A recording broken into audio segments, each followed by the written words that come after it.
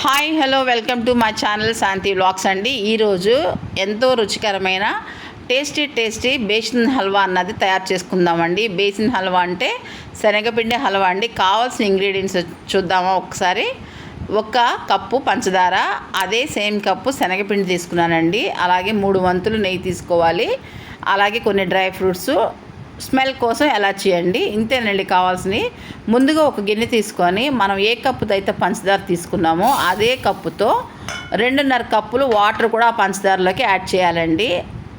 చూడండి వీడియోలో నేను పోస్తున్నాను. 2.5 కప్పులు పోసుకుంటే సరిపోతుందండి. ఆ విధంగా పోసుకొని స్టవ్ వెలిగించి ఈ పంచదారని సిమ్లో పెట్టి కరగనివ్వాలండి. పంచదార కరిగితే చాలండి, వేరే పాకం ఏమి రావాల్సిన అవసరం అయితే లేదు. పంచదార పూర్తిగా కరిగే వరకు కూడా సిమ్లో ఆ విధంగా పెట్టుకొని కలుపుకుంటూ ఉండండి. అది అట్లా కరుగుతూ ఉంటుంది కదా. పక్కన మళ్ళీ స్టవ్ వెలిగించుకొని మనం ఒక గిన్నె పెట్టుకొని దాంట్లో నెయ్యి అన్నది కరగబెట్టుకుందామండి. మనం 3 వంతులు నెయ్యి తీసుకున్నాం కదా, ఆ 3 వంతులు నెయ్యిని వేసేసుకొని మొత్తం బాగా కరిగే విధంగా చేసుకోవాలండి. సిమ్లో పెట్టి సిమ్లోనే కరగనివ్వండి నెయ్యిని. హైలో పెడితే త్వరగా మాడు వాసన అన్నది వచ్చేస్తుంది. కాబట్టి అలా కాకుండా సిమ్లోనే పెట్టి ఉంచండి. మధ్యలో పాకం కూడా చూసుకుంటూ ఉండండి. ఎందుకంటే ఒకవేళ కనుక పంచదార కరిగిపోతే స్టవ్ ఆఫ్ చేసేసుకోవచ్చు అండి. మనకి చూస్తున్నారు కదా కొంచెం ఇంకా కరగాల్సి ఉంటుందండి. కాబట్టి ఇంకో 2 నిమిషాలు అట్లా ఉంచుకుందాము.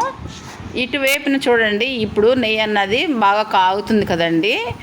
1 నిమిషం ఆగితే ఇంకా కొంచెం బాగా కాగుతుందండి. అప్పుడు ఏం చేయాలంటే మనం తీసుకున్న శనగపిండి చూడండి బాగా కాగింది కదా. ఇప్పుడు శనగపిండిని స్లోగా నెమ్మదిగా ఆ యొక్క నెయ్యిలో వేసేసుకోవాలండి. చూసారా, నాకు ఒక్కసారిగా పడిపోయింది కదండి. అలా చేయకండి, జాగ్రత్తగా వేసుకోండి.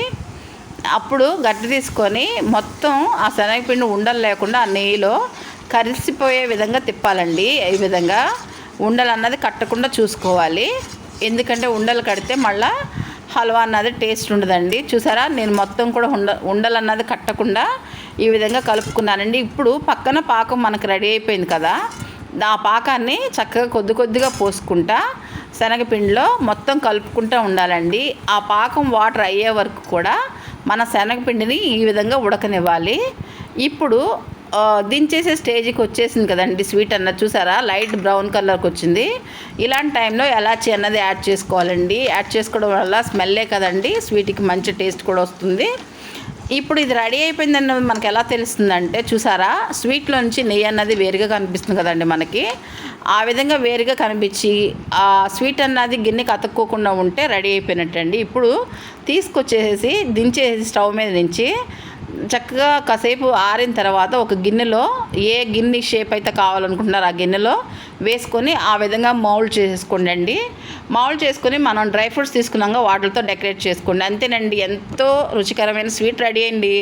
నేను చెప్పిన విధానం నచ్చితే like and share and subscribe అండి.